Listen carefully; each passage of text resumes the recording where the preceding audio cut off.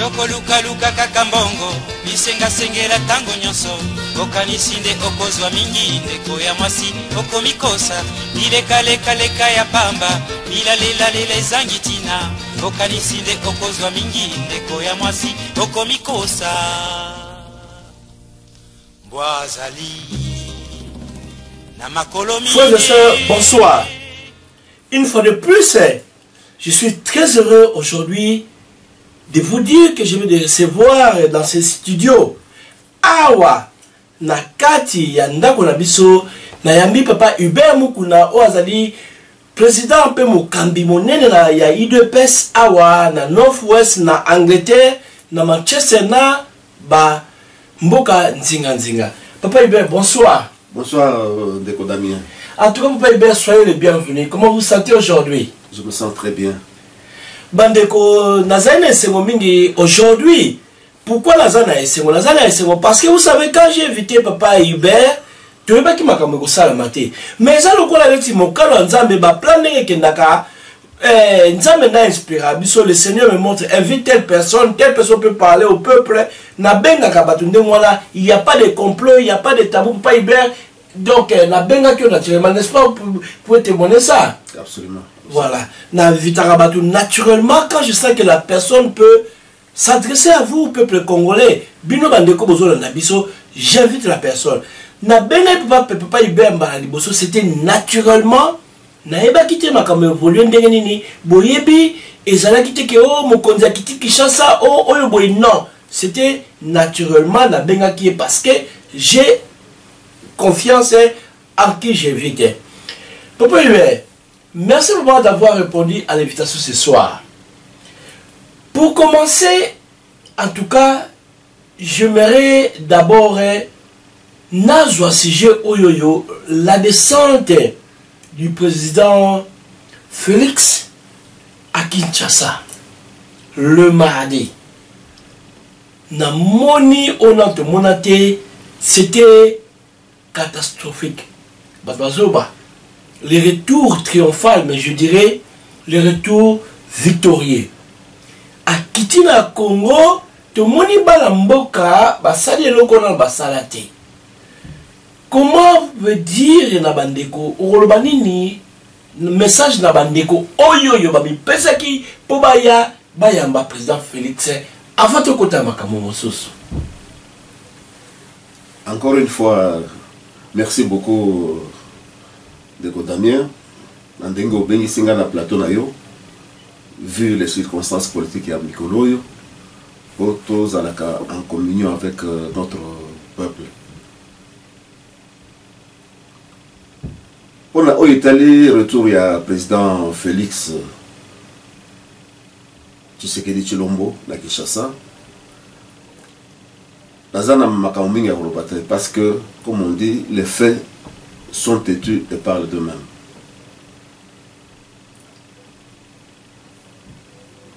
Retour Ezalaki en tout cas triomphal.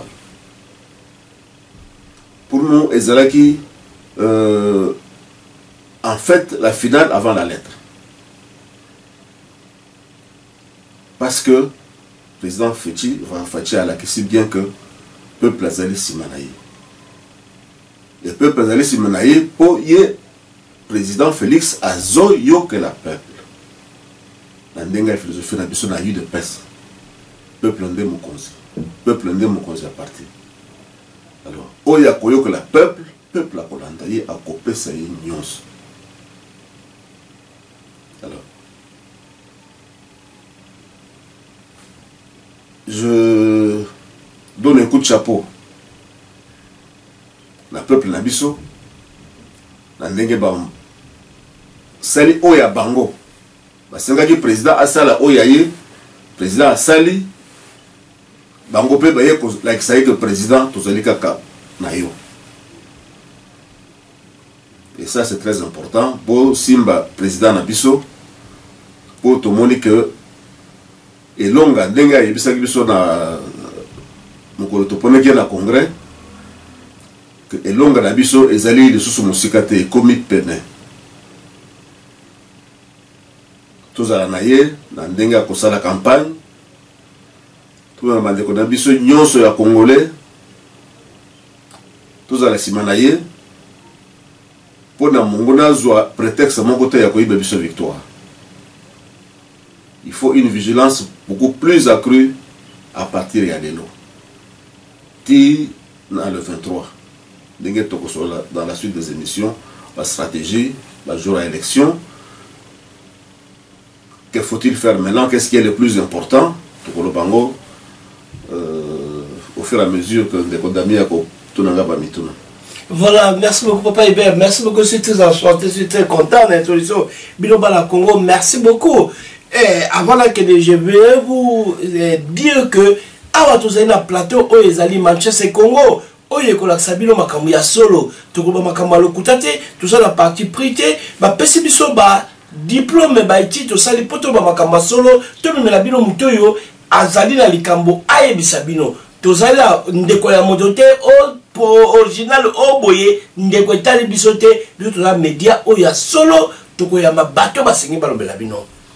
En tout cas, mes frères et sœurs, hein, pour la poser Papa Hubert, deuxième question, j'aimerais dire une chose. Aujourd'hui, on a eu des rencontres, on a eu des réunions. Bamakambo Sili, Tokinen à Genève. Genève et Leki, conclusion Salami. Tokinen à Nairobi. Nairobi, Bakutani, conclusion Salami. Voilà, Genève et Sili, Nairobi et Sili. Les lots à Genève, Bakiti Kinshasa, Bata Nairobi, Bakiti Kinshasa. Bandekolanga tous en arrêté. Il faut tous à la mbambo, yangoya moko moni baseka biso malembeleki. Tous à mbambo. Genève c'est Sili, Nairobi c'est Sili. Le to comme une étape mususu. Étape to comme na wazanini descente na terrain au Congo à Kinshasa. Na oba ponaki na Genève, na oba poni kuna, na ba ponaki na nyoso tika. Lelo yo, on est là à Kinshasa au Congo, campagne et bandi le quoi bangé balbaka, kick off match et bandi. Il y a un problème. Papa Hubert, moi je viens de suivre les interviews du président Félix. On l'a interviewé sur France 24, il interviewé dans la chaîne et moi Mingi. Il dit seulement ceci. On lui pose la question, mais tu n'as rien, tu n'as pas d'argent, comment tu vas affronter la situation? Aux la bon côté.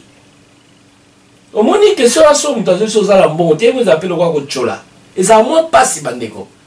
Yozo, yom te laisse à moi, sinon, yom te laisse à bana, mais, moutumo, un individu a une ou à la bon côté, au salaneni. Quelquefois, c'est choquant. Basé sur le président Félix, n'a pas mindé vis-à-vis. Na France 24 Boladiango, tu n'as pas d'argent. Oko lesa, oko sa la campagne na yo ndenge nini. Voilà. Papa Hubert, moi je veux que tu parles na batu na biso na peuple congolais bazo landa bino lelo oyo. Vous devez donner une réponse. Baminde bazo bane il n'a pas l'argent. Est-ce que vous pouvez dire à notre population na ba congolais ba landa yo? Comment est l'organisation de l'UDPS en matière de support? Il y a président Félix. Et puis, mon président Félix, il dit toujours que moi, mon soutien, c'est la contribution du peuple Nangaï. Lelo oyoyo, avant tout ça, slogan na onyo sa zolo ba ko soutenir le président Félix. Comment ça se passe? Comment te soutenir le président Félix Oyakiti, Otomoni, peuple yambie na le kumu? Et ça, Papa Hubert, à vous la parole.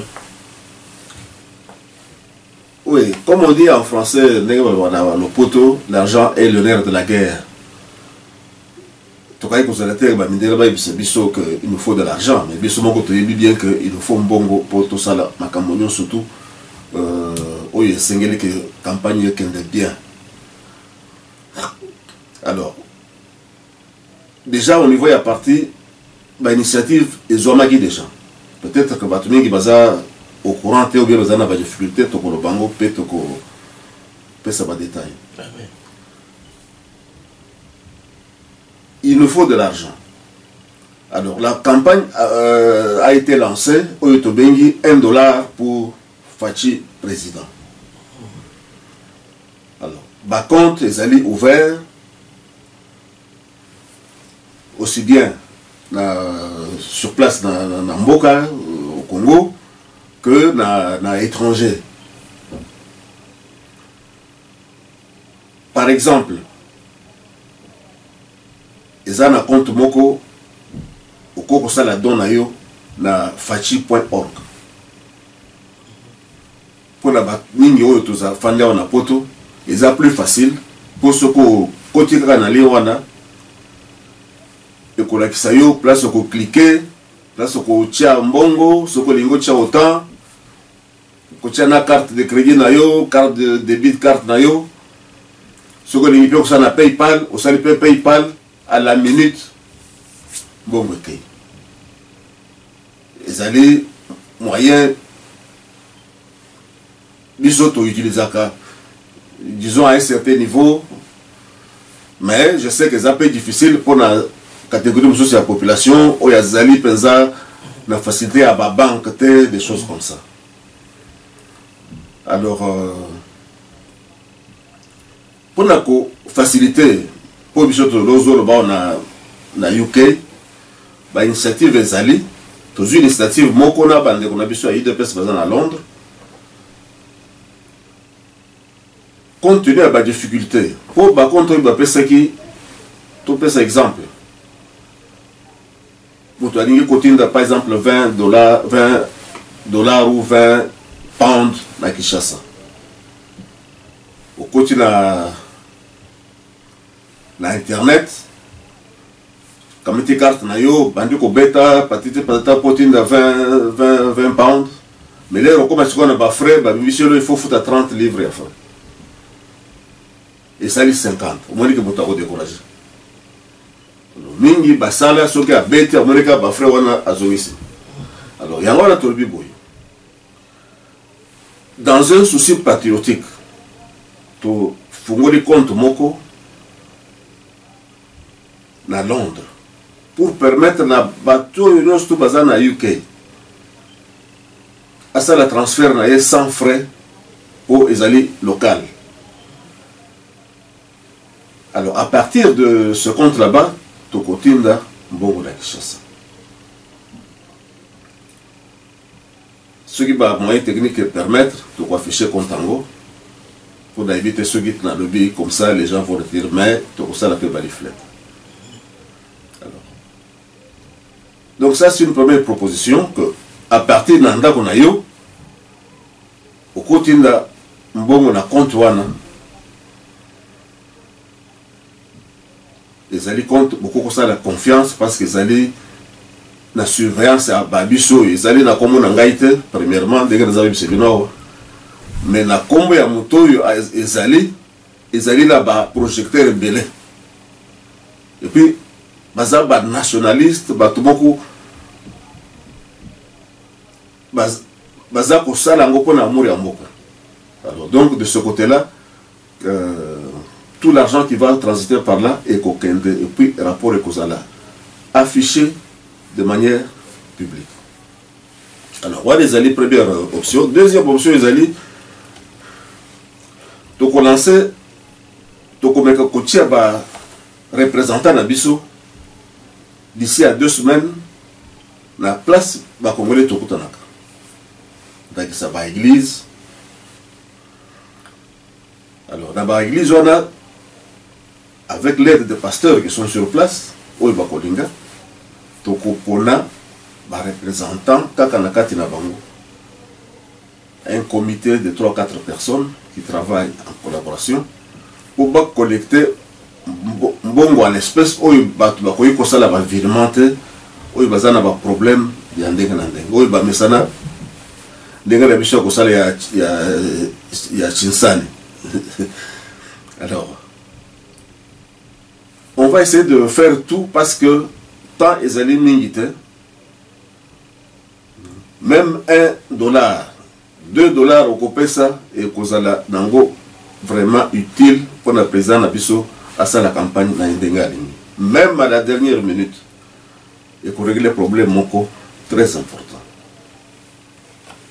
Voilà en ce qui concerne mobilisation des fonds. Frère et sœur, merci beaucoup, papa. Je suis très flatté. Parce que, Bandeko, au moment où tu es congolais, moi je parle en tant que votre frère, mais au moment où tu es comme si tu es fondation sur le côté de Bandeko, pour petit molango, au bout de la mire, mais ils ont passé. En tout cas, ce que j'apprécie dans Bandeko, il y a UDP, c'est parti où il y a Mboka Labiso, c'est l'organisation. C'est l'organisation. Bandeko, au cas où Mboka te ce que l'organisation zate, batuno bazate, banaye bazo salo makambu, bani ozo se rallier na l'église nini, batu bako, oponi muto assez, à mon chef te. Mais, na acte na eleki na 1, 2, na 3, et comme il pas chef, c'est déjà beaucoup. Donc, tout ça là, donc, na l'intérieur de la mission, ça la partie pris au bon nom. Na zate, donc, vous te ma solo neza, en tout cas, je suis flatté. Bon, moi, tout ça, mission, mais, quelque part, quand on m'explique des choses, je sens la profondeur, ça me fait du mal. L'effort des gens, la douleur, pour que l'on puisse arriver à quelque chose, ça me fait du mal. Donc, Bandeko, comme je vous dis, moto akoya pour le balabiso makambo, yetali bakongola kitoko et roi. Pour peuple soit singli na bosolo. Papa, en tout cas, je suis vraiment très flatté, je suis même ému. Je suis stupéfait parce que quand vous montez l'organisation, quand vous démontrez l'organisation de la structure, du parti, de l'organisation, ça fait vraiment la fierté. Merci beaucoup pour cela. Bala Congo Bolanda, on est na mambangu nazo kende na étape oye yami balé. Papa Hubert, merci beaucoup. Yondeko oyolandi Papa Hubert à lobby au Kanayango au Salayango. Merci beaucoup pour les détails, pour ce que vous venez de dire. Parce que moi-même, j'allais poser les questions. Mais vous avez tout répondu. Donc, je vous remercie. Donc, détail.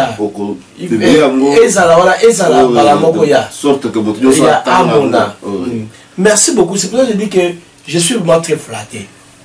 Aujourd'hui, Bandeko, je vais encore enchaîner la retour à Papa Hubert. Aujourd'hui, le président Félix est arrivé. Tout le monde y est.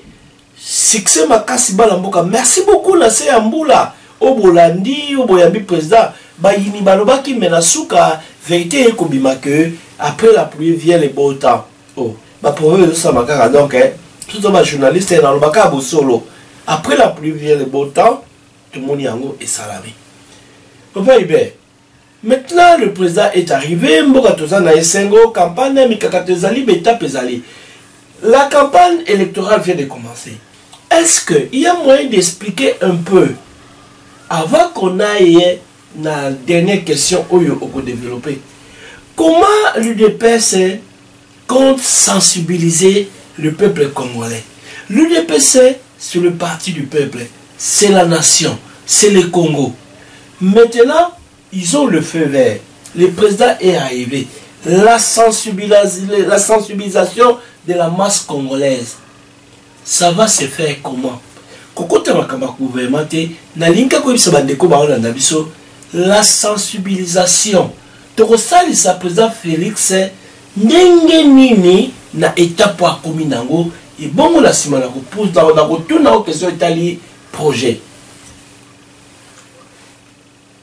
Oui, pour la sensibilisation, na ko rappeler na bande ko nangai nyoso ya UDPS consigne tozoka depuis longtemps.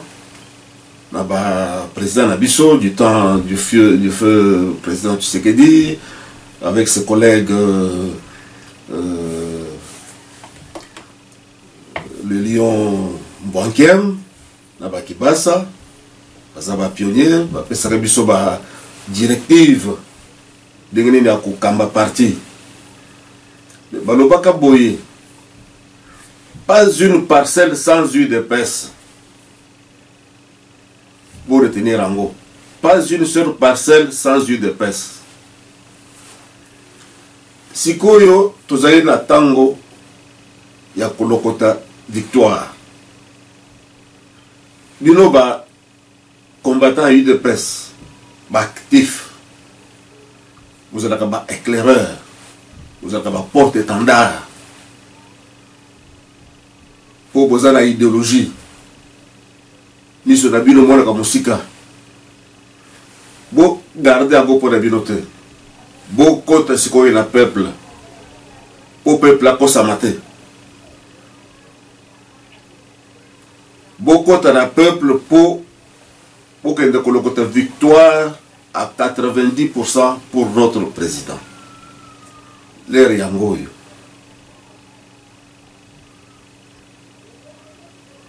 ezali victoire na bino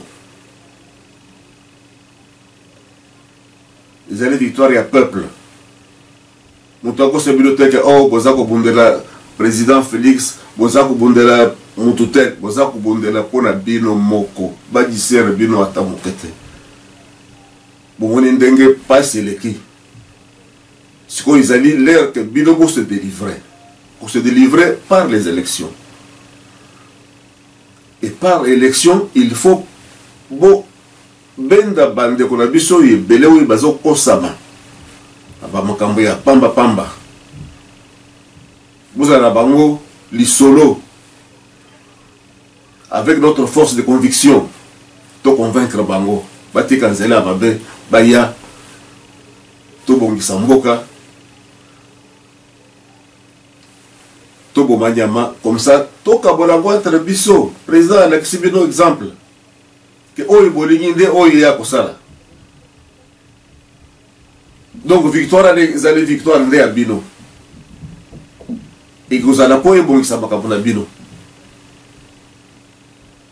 voilà oyo tokoloba na en ce qui concerne à ce stade ici de la campagne électorale. En tout cas, Papa Hubert, merci beaucoup. Moi, je vous remercie encore d'avoir touché ce point-là, d'avoir papé aspect la situation. Voilà, merci beaucoup. Et question est-ce qu'en quelque sorte, ceux qui ont vu ça, pardon, c'est mon base. Est-ce que quelque part, Bala IDPS va se sentir un peu trahi d'amour propre, dans le sens que pour les lots automoni, Bala IDPS, base la bango et que partout. Là, voilà, poto, partout en France, aux États-Unis, base et que base on ne sali pas que, moutoisa la base te, bah yambiye, bah respecter, quelquefois. Mais frère, je vous parle en tant que journaliste, c'est innocent. Nazo ba la vérité boyo kangai ndeko bambula esala mebele au moins dans la poto parti politique ou eza populaire on peut pas s'imaginer que la élection est salatée. Là je parle sans parti pris, donc jamais parti ou eza que y a Lebo. Comment Lebo reste en élection? C'est inconcevable. Donc IDP s'attend à stratégie nos yeux attend à réunion de complot quelque part. La conscience na biso. Ce qui sociaux aboutit que ezalaté na ba élection, il y a quelque chose qui louche, quelque chose qui cloche. Dans la libre interview, dans un journaliste, c'est na ngate la ligne nyonso. Na landi o Eva Bazaiba, na landi o nani bo, na landi nyonso, na landi na babindele. Mais bino, ce qui président voilà, par exemple moi, je vais dire sincèrement, président Félix Azaki, azali na respect. Respect à l'égard de Mobulu, mais quelque part ça cloche. Bino Fubozoa que non, donc Bino, yé a pessimé, azate, bon, monika bimité. Mais Bino Bozoba Congolais, boye que on peut pas accepter que azalate. En tant que boye que Bakbaza 1 million, 2 millions, bokiza simanaye. Donc, à ta conclusion, Bozu yazate. On les ya lobata, signata nilbo. Mais mettez-vous à sa place que non. Peut-être qu'il a eu des mots de tête qui me disent qu'il a passé. Donc, parce que c'est normal. Pour papa, il y a qui a le congé. Mais, ma voisin, il faut que tu au gros qu'elle était. Pour moi, sinon, donc, ce n'est que normal. Mais, ma voisin, mon côté, il a dit papa, il ne mobembo, il ne France, il ne boye. Bossali le côté, pour moi, c'est un débat qui a fait la porte. Mais, ma voisin, Bossali.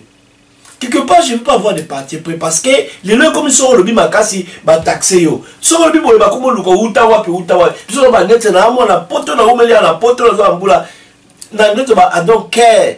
etalinga ete makambo mutu bote ngaza batangisi na mundela za ba diplôme na ngai université ya Salford oyo ba pesi ngai na loba makambo pala bilo bandeko quelque part bilo bandeko bosaki na tanga na ko ba mutu po émission o zapona sala makambo o tali o gaso ide pesa ta ko ba mutu te tango monike mutu wana parti wana oyo bato baza ko zema million banda kongo sama ezalaka mais bonne décision qui était au de la réunion pour Ataya l'obité. Mais pourquoi vous n'êtes pas arrivé à cela? Voilà. Est-ce que quelque part vous sentez que IDPS a été exploité dans sa confiance, dans son ouverture, dans l'accueil, dans l'hospitalité? Comment vous vous sentez? Pour émission là, je vous garantis, le président Félix va voir, le président Martin Fayou va voir. Qu'est-ce que vous allez dire? Quelque part, est-ce que l'UDPS a été exploité dans son amour propre ou quoi? Je pense que ils ont souci aux Anango, peut-être les bandes de consensus aux Anango, mais moi, namoni que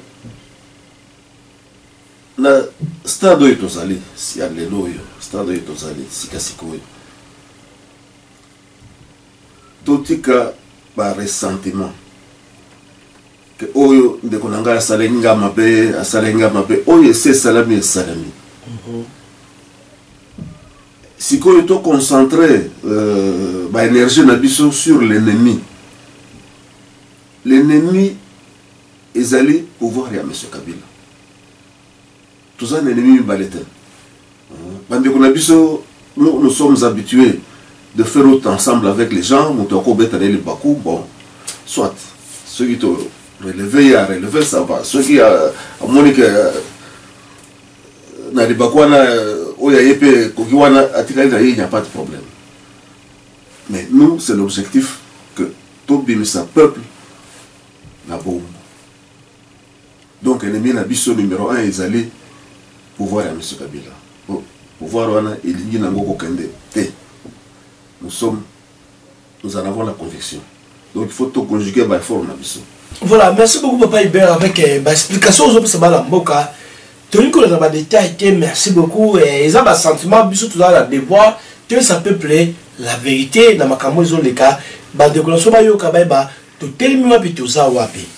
Mais, pour continuer à voir tout le monde qui est là, qui n'a pas bien comme balai, tout le monde ma question, tout toute attention, t'es pas peuplé, tout ça va monter c'est moi ma cambo, n'andeng ça n'andeng bosolo.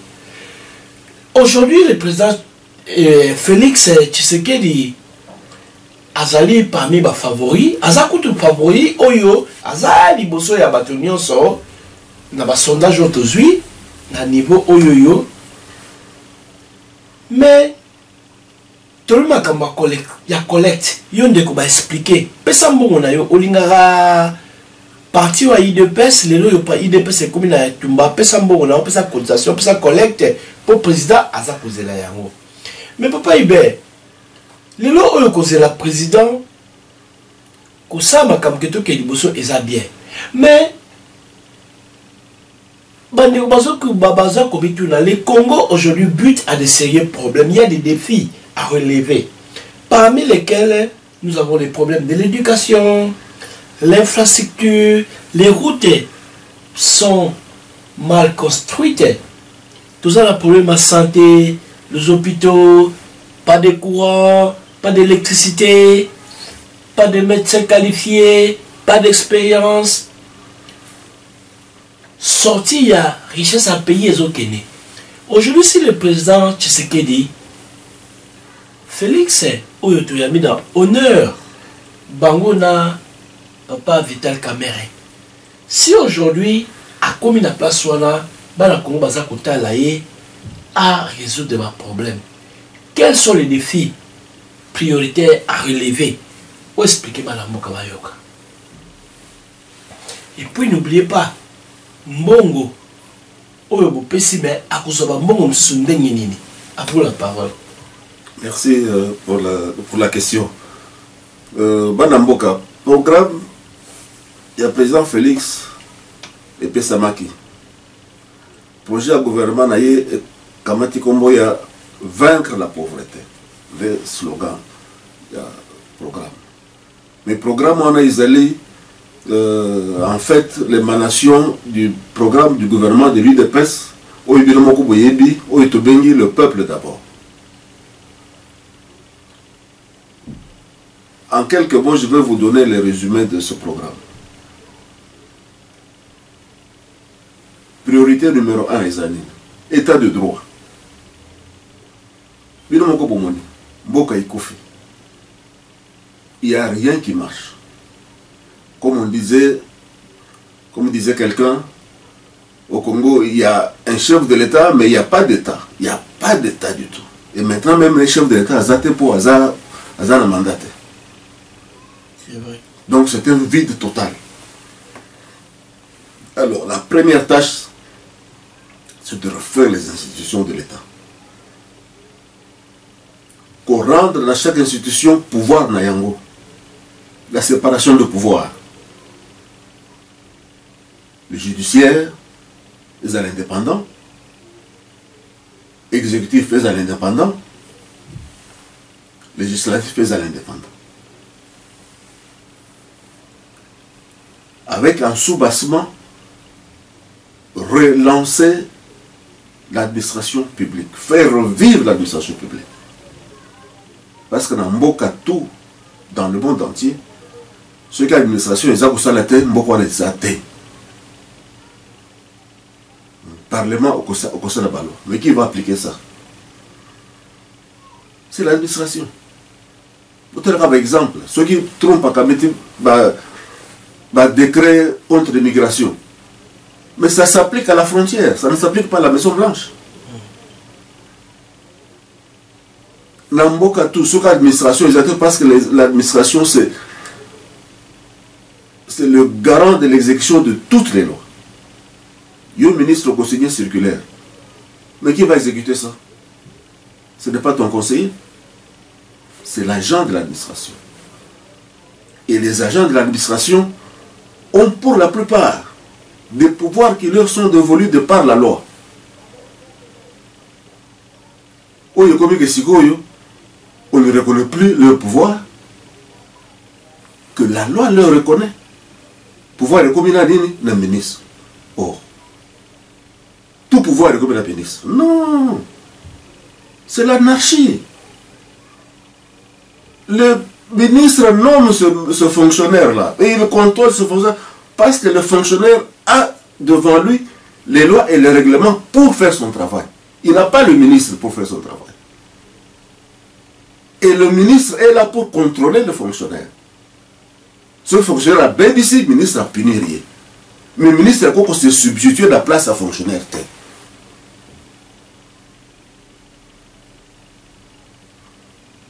Et ça, dans beaucoup de domaines. Donc, un exemple, Moko ya simple, au jour le jour, prenons le conservateur des titres immobiliers. Azali, un fonctionnaire de l'État. Azali a pouvoir et où ils est reconnu par la loi. Ils ont pouvoir administrateur. Ils ont pouvoir conservateur. Conservateur a co-décidé en vertu il y a loi.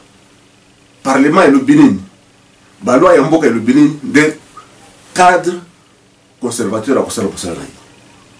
Mais ceux qui disent que comme le ministre d'autorité, non. Nous allons, le président Félix va remettre le pouvoir de l'administration.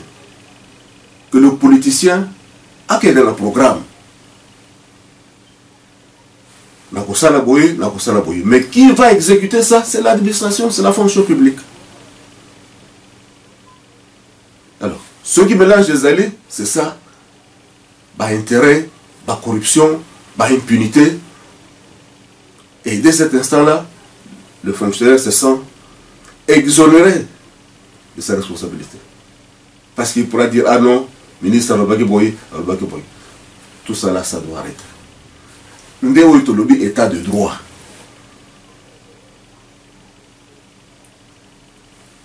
Namokuse, voilà. Alors, cet état de droit va combattre la corruption. endémique au côté d'Amboka.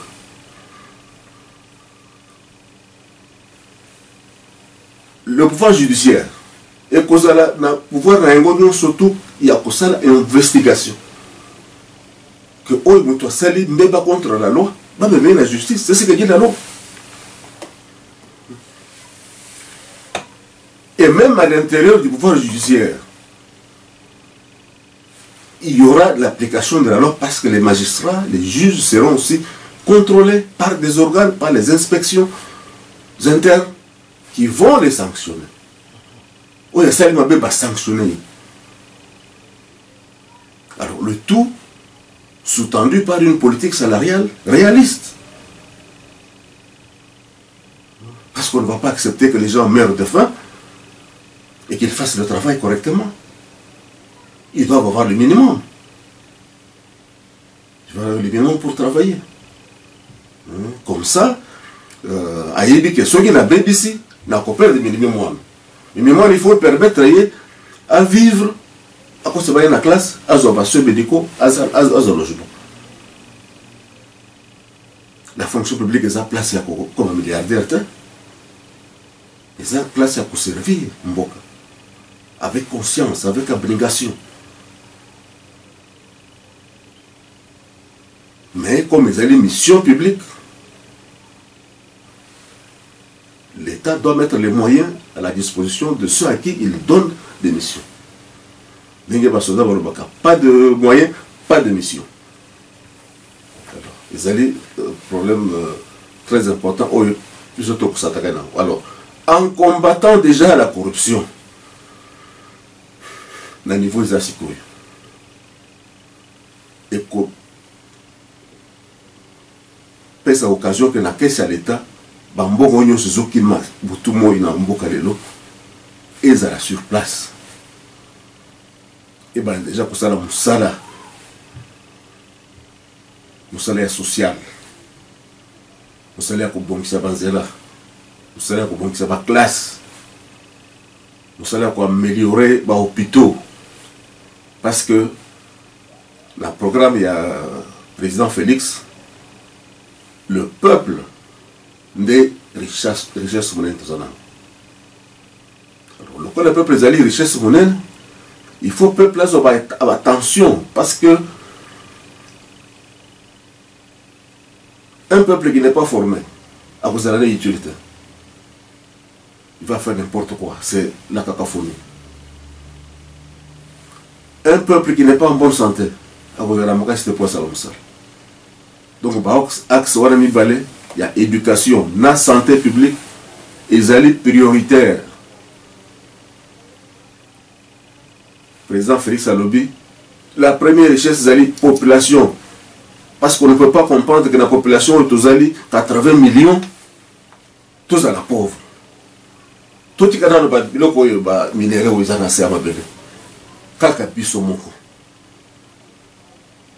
Mais il faut la formation.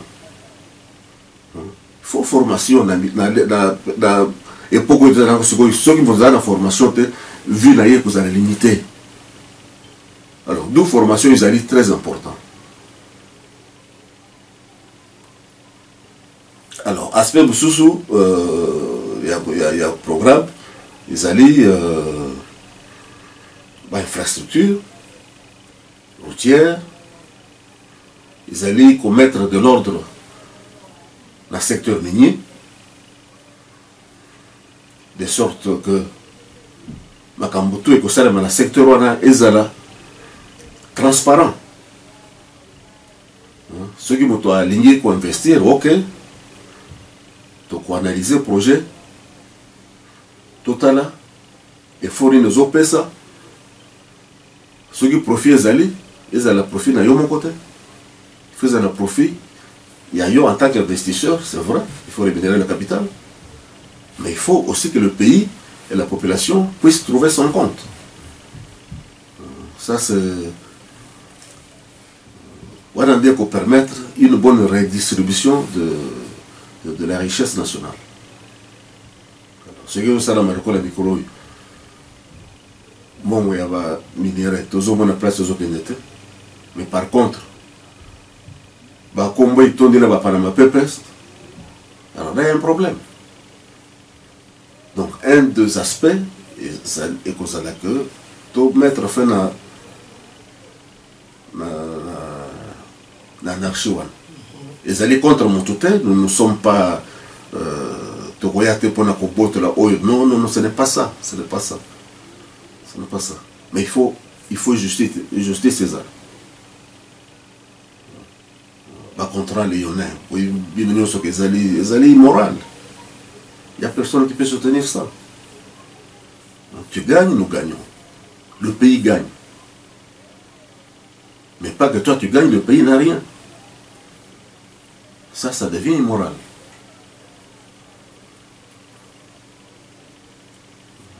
Je pense que c'est un peu en bref. Vraiment, Papa Ibé, merci beaucoup. Intitulé Le peuple d'abord. Voilà, merci beaucoup. Parle paix, mais parlez bien. Sur tous les autres cas, parce que nous avons une administration à Congo, mais tout le monde, sur la fin de silence, parce que nous sommes Congolais. Makambo, Papa Ibé, ça me va droit au cœur. En tant que candidat présidentiel, projet Zanini, est-ce que l'idée na yo, batuno ba yebi yango, bako ko expliquer yango, peuple yebi yango. Voilà, mes frères. Je suis un simple présentateur. Na bengi mutu mais à quoi expliquer makambu oyo projet ya président na ye, mais yo peut être capable Batouba ba idée na yo, ba expliquer au peuple. Il n'y a pas de parti pris, mais ici, on voit la réalité du Congo. Peuple ba olingi nini. Totanga tout ça ba diplôme, mais est-ce que ba idée na yo qui tina sauce tina racine. Voilà. Papa en tout cas, je suis fier de vous chanter vraiment d'avoir. Il y a un là qui peuple bazar a besoin ba yeba. Makambo yo ezana likolo parce que te au kota ba internaute mutalo baboye ezalaka confusion. Merci beaucoup, je suis flatté en tant que Congolais, n'a expliqué, ça me va droit au cœur, et quand ça me va droit au cœur, c'est les gens qui me suivent et qui peuvent la carte mettre là-bas. Voilà, le président Félix est en pleine campagne maintenant. Bazala Papa Kamere, au Bazal travaille naé pour la campagne au Bazalango. Est-ce que avant tu n'as pas fini la émission Oyo, pourquoi ça bateau, la stratégie de Bazalango, na ville nini, de wapi, peuple a répondre le 23 dans Dengenini. Est-ce que l'on y librement na Ozalango comme improvisation balandayo? Qu'est-ce que tu leur demandes pour la jour là, va voter les bisous, Papa Félix, la place voilà. Oui, le programme il y a campagne, bisous nous toujours Zelango parce que les deux présidents, mais je pense que comme me raté, je pense qu'on va apprendre par la voie de la presse, mais il va organiser campagne. Mais ce que je peux demander à la population de Bissou Zalik, mobilisation ils ont la macasse. Pour que Tikewana Félix Kamere ait gagné d'abord la présidence et surtout ait gagné la législative. Vous votez et belé UDPS. Vous votez UNC. De sorte que Tikewana est la majoritaire dans le Parlement. Pour ceux qui sont majoritaire dans le Parlement, Makambo nous sommes développés et que ça les sans problème. Bolanda qui vote, il y a tribalité, il y a ndeko ezalité. Tingala qui moto moko wazoloba, oh, il y a za moto atel boye, akokenda ko négocier na ba tu à Genève ou bien tu à Nairobi, bakopesa ideni pour le bande ko nayi. Mais Boutouana azali kosala na Kabila. Bientôt plus de 20 ans. Assez le binonine, zéro. Mais Azakoloba, sans gêne, qui va marchander vos voix. biso tolingi so makambo wana te botala bato oyo bakosala bino mosala ezali kote nini bato oyo bakoleba na bino toza baministre ou premier ministre me na mboka na bango tala aéroport eza te dispensaire pamba eza te bolanda lisusu biloko wana te bandeko na biso UDPS ezali parti oyo esalemaka mpona bolamu ya peuple congolais ezalaki te mpona Kingandi azala président même président na biso aza koloba que le peuple congolais n'a pas besoin d'un Tshisekedi président ou premier ministre mais il a besoin d'un Tshisekedi efficace oyo akosala bango mosala. C'est ça qui a conduit toute sa démarche. Donc alingi ko pouvoir ya pambara boité pour la kaka ko azala na pouvoir atikala ko sala ngote avec ce que na eu pouvoir c'est pour être utile au peuple congolais bien au peuple congolais bo kamata décision wana nani akozala utile pour la biso.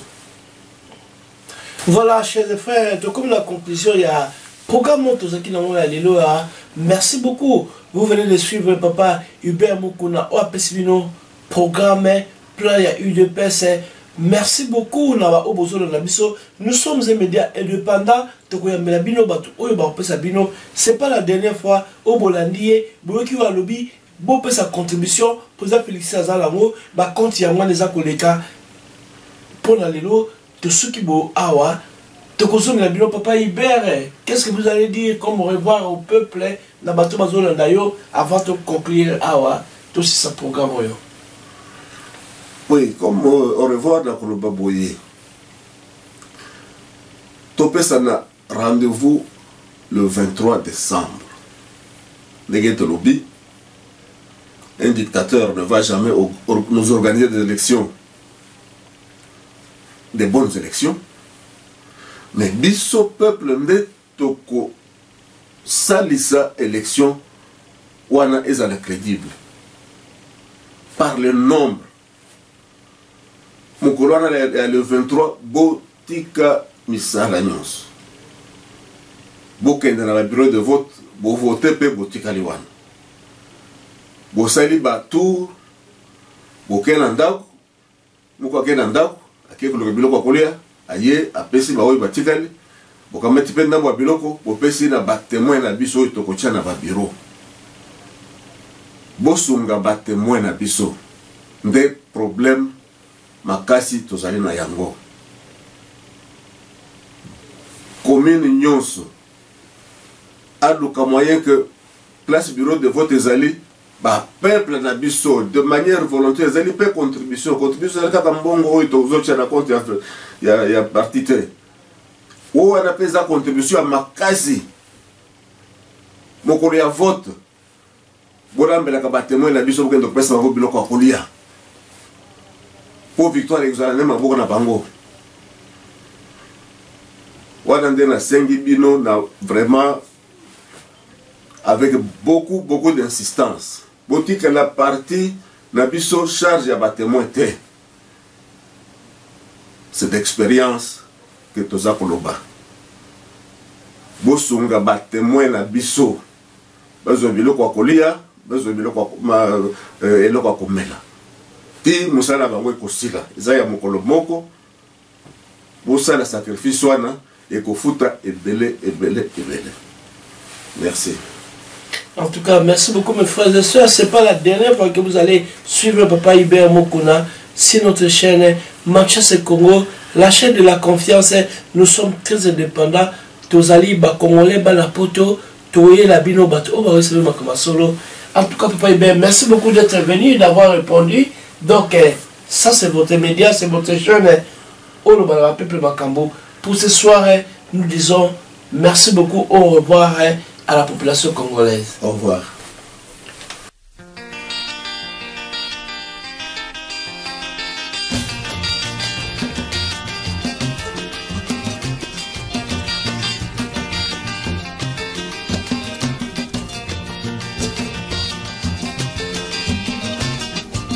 yokolukaluka kaka mbongo bisengasengela ntango nyonso okanisi nde okozwa mingi ndeko ya mwasi okomikosa bilekalekaleka ya pamba bilalelela ezangi tina okanisi nde okozwa mingi ndeko ya mwasi okomikosa mbwa azali na makolo mine